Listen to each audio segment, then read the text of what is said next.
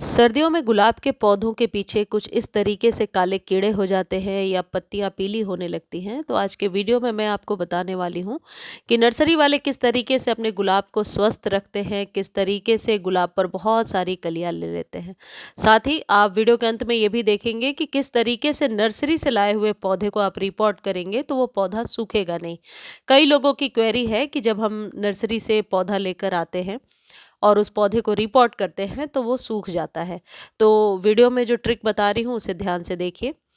देखिए, गुलाब के पौधे में यदि इस तरीके से रेडिश पत्तियां आ रही हैं, न्यू लीव्स आ रही हैं, तो उसी स्टेम पर फ्लावरिंग होगी। तो सबसे ज़्यादा फोकस किस चीज़ पर होनी चाहिए कि न्यू स्टेम आ जाए। न्यू स्टेम नहीं आएगी, न्यू पत्तियां नहीं आएंगी तो फ्लावरिंग लेना मुश्किल है। अब इसके साथ जो इम्पॉर्टेंट चीज़ें हैं जो हमें विंटर्स में खासकर ध्यान देना चाहिए कि गुलाब के पत्तों को पीले होने से बचाने के लिए और ज़्यादा कलियों के लिए नाइट्रोजन बहुत अच्छी मात्रा में देनी चाहिए। उसके भी पहले मैं एक चीज़ आपको बता देती हूँ कि मेरे पौधे की ऐसी हालत थी कि कलियाँ बहुत छोटी छोटी आती थी और खिलती नहीं थी। ये वही पौधा है और खाद देने के बाद ज़रूरी टिप्स को केयर करने के बाद आप देख रहे हैं कितनी कलियाँ बनी हैं। अदरवाइज़ कलियाँ इस तरीके से मुरझाई हुई सी रहती थी। आप लोगों के साथ भी आई एम श्योर ऐसा होता होगा कि कलियाँ छोटी-छोटी रह जाती हैं, खिलती नहीं हैं, तो उनके लिए भी ये नुस्खा काम करेगा। वीडियो में सारे वो पॉइंट्स को मैं कवर करने की कोशिश करती हूँ जो आप लोग क्वेश्चन में पूछते हैं। देखिए, जो गुलाब का पौधा है उसमें सबसे पहली चीज़ जो आप निश्चित तौर पर करेंगे, फर्स्ट टिप और इम्पॉर्टेंट टिप मान कर रख लीजिए, वो है गुड़ाई। गुड़ाई ज़रूर करेंगे। गुड़ाई करने से एक तो जड़ों तक हवा चली जाएगी, दूसरी चीज़ पानी का जमाव नहीं होगा। ठीक उसी तरीके से आप समझ लीजिए जैसे सर्दियों में हम यदि ठंडे पानी से नहाते हैं थोड़ी देर तक हाथ-पाँव सुन्न हो जाता है। उसी तरीके से हमारे पौधे की भी हालत होती है। यदि पानी जमा है तो पौधा कोई ग्रोथ नहीं करेगा क्योंकि जल जमाव में ऑक्सीजन नहीं पहुँचेगा रूट्स तक। तो ये आप अपनी समझ से ध्यान रखिए कि पानी कब-कब देना है। पानी तभी देना होगा जब ऊपरी सतह आपको सूखी नज़र आएगी या आप समझ पा रहे हैं कि हाँ, हमारे पौधे को पानी की ज़रूरत है, सर्दियों में खासकर। यानी कि क्या चीज़ ध्यान रखना है, गुड़ाई करने से 2 चीज़ें, 2 मकसद पूरा हो जाएगा। वो है, एक तो मिट्टी उलट-पलट हो जाएगी, एरिएशन जाएगा, दूसरी चीज़ जल जमाव नहीं होगा। इसके साथ ही आप ये चीज़ भी समझ लीजिए कि पानी अपनी समझदारी से ही दीजिए सभी पौधों को, ना कि गुलाब को ही। बहुत ज़्यादा पानी देंगे सर्दी में तो यूज़फुल नहीं है। तो पानी तभी दीजिए जब ऊपरी सतह आपको बहुत ड्राई नज़र आए या एक रूटीन बना लीजिए, वीक में 2 बार पानी दीजिए। तीसरी जो बहुत इम्पोर्टेंट चीज़ है वो है सनलाइट। सनलाइट के अभाव में तो बिल्कुल भी आप फ्लावरिंग नहीं ले सकते और जिनके यहाँ कलियाँ बहुत छोटी-छोटी सी निकल कर के आ रही हैं, वो वैसे ही आते रहेंगे यदि आप पौधे को धूप नहीं देंगे। धूप भी ज़्यादा चाहिए, यानी कम से कम 5 से 6 घंटे की धूप ज़रूरी है गुलाब के लिए। तो आपके गार्डन में जहाँ सबसे ज़्यादा धूप आती हो उस जगह पे इसको शिफ्ट कर दीजिए। अब आपको क्या करना है, जो प्रिकॉशनरी तौर पर पत्तियाँ यदि पीली आ रही हैं, पत्तियों के पीछे यदि काले कीड़े हैं जैसा कि शुरू में मैंने आपको दिखाया, तो सबसे पहले मैनुअली हाथों से ही पत्तियों को हटा दीजिए।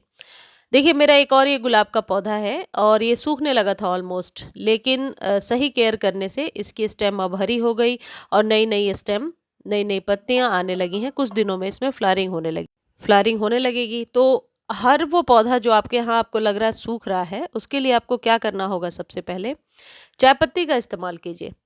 वही चाय पत्ती जिसे यूज़ करने के बाद, चाय छानने के बाद हम फेंक देते हैं, उस चाय पत्ती को धोइए, सुखाइए। बहुत बार मैंने वीडियो में बताया, इसलिए अलग से वीडियो खींचे ना, इसलिए अलग से वीडियो में ऐड नहीं किया उसको। आप लोग पुराने व्यूअर हैं, सभी समझ ही रहे हैं। चाय पत्ती को अच्छे से धोइए, सुखाइए। अदरक के कुछ कण आते भी हैं तो कोई बात नहीं, लेकिन नाइट्रोजन का बहुत अच्छा स्रोत है और 2-2 चम्मच या 2 मुट्ठी भर के डाल दीजिए, उसका कोई नुकसान नहीं है 15 दिनों पे।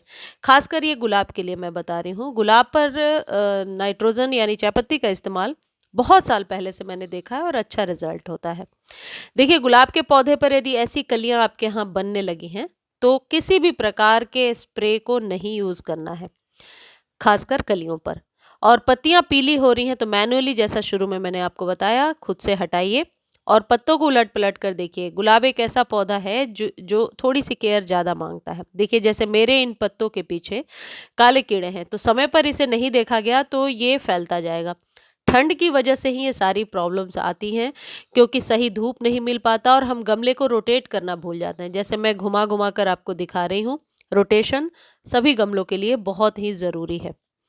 अब अगली चीज़ ये है कि यदि बहुत ज़्यादा बढ़ता जा रहा है पौधा और कलियां ही नहीं बन रही हैं, तो हल्की प्रूनिंग कर सकते हैं आप अभी। लेकिन डीप कटिंग, डीप प्रूनिंग के लिए और रीपॉटिंग के लिए you need to wait for five month. आपको फैब मंथ के लिए यानी कि स्प्रिंग के आने तक आपको वेट करना पड़ेगा, क्योंकि स्प्रिंग में हमारे पौधों की ग्रोथ अच्छी होने लगती है। सर्दियों में जैसा कि कई बार मैंने आपको बताया, आपके पौधे को सही ढंग से मॉइस्चर नहीं मिल पाता और रूट्स नहीं फैलती। यदि जड़ों का नहीं होगा फैलाव, तो पौधा सूखने लगेगा। अब मैं गमले को बार बार इसलिए दिखा रही हूँ कि सॉइल देखिए काली नज़र आ रही है। जो गुलाब की मिट्टी होती है ना, वो हमेशा काली होनी चाहिए। काली तभी होगी जब आप नाइट्रोजन की अच्छी मात्रा मिलाएंगे। अब नाइट्रोजन के 3-4 स्रोत मैं जल्दी से आपको बता देती हूँ। एक तो चाय पत्ती है। दूसरी चीज़ क्या है कि आप केले के छिलके को सुखा करके डाल सकते हैं। वो पोटेशियम का भी स्रोत है और उसमें और भी सारे मिनरल्स हैं जो पौधे के लिए ज़रूरी हैं। अब माली ने बताया कि नर्सरी वाले क्या डालते हैं। नर्सरी वाले वर्मी कंपोस्ट और नीम खली का मिक्सचर डालते हैं। कई लोग पूछ रहे थे नीम खली क्या है। नीम खली नीम के ही सूखे हुए बीजों से बनाया जाता है। एक प्रकार का खाद है, फंजीसाइड है, रूट्स को स्ट्रॉन्ग करता है, पत्तियों को ग्रीन करता है। There are many things, many beneficial things in that. बहुत सारी बेनिफिशियल चीज़ें हैं इसमें। न्यू पत्तियों को लेने में ये मदद करता है। और वर्मी कंपोस्ट नहीं है तो गाय के गोबर की खाद, सड़ी हुई खाद 2 चम्मच, और 2 चम्मच वर्मी कंपोस्ट, 2 चम्मच नीम खली और 2 वर्मी कंपोस्ट की जगह पे गाय के गोबर की खाद आप डाल सकते हैं। दोनों में से कोई एक, लेकिन नीम खली बहुत ज़रूरी है। इसको फिर 3 महीने के बाद रिपीट करना है। बीच में ऑर्गेनिक खाद जो मैंने बताया देते रहिए। कॉफ़ी दे सकते हैं, फलों सब्जियों के छिलके दे सकते हैं, लेकिन कोई भी चीज़ रॉ मटेरियल में आपको नहीं देना है, खासकर गुलाब में। रॉ यानी कि आप मिट्टी में दबाने वाला काम नहीं करेंगे, जैसा कि गुड़हल के लिए मैंने कई बार आपको बताया है। ऐसा करने से गुलाब में फंगस बहुत जल्दी लग जाता है। धूप का ख्याल रखिए, अच्छे से फीड कीजिए और सबसे इम्पॉर्टेंट है मिट्टी को सुखाइए। कटिंग प्रूनिंग कम कीजिए, नीड है, ज़रूरी है तभी कीजिए। आप देखिए गुलाब आपका कलियों से भर जाएगा। इतना ही करना है, बहुत कोई रॉकेट साइंस नहीं है कि ऐसा कीजिए, ये डालिए, वो डालिए। कोई बहुत ज़्यादा खाद लेने की ज़रूरत भी नहीं है। ये जो खाद है इजीली अवेलेबल है, सभी पौधों पर आप डाल सकते हैं। और अब मैं आपको ये बताती हूँ कि नर्सरी से लाए हुए पौधे को किस तरीके से रिपोर्ट करना है। चलिए अब मैं आपको बताती हूँ कि नर्सरी से जब प्लांट लेकर आएंगे आपको क्या करना है।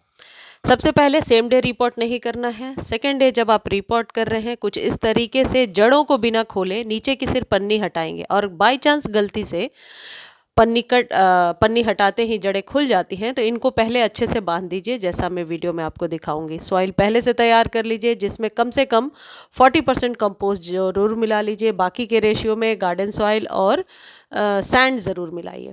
देखिए इस तरीके से बांध करके मैंने सेम मिट्टी में डाला है, मिट्टी को चेंज नहीं किया है और जड़ों को नहीं खोला है। यदि आप रूट्स को खोल देते हैं तो बहुत मुश्किल होगा सरवाइव कर पाना, खासकर सर्दियों में।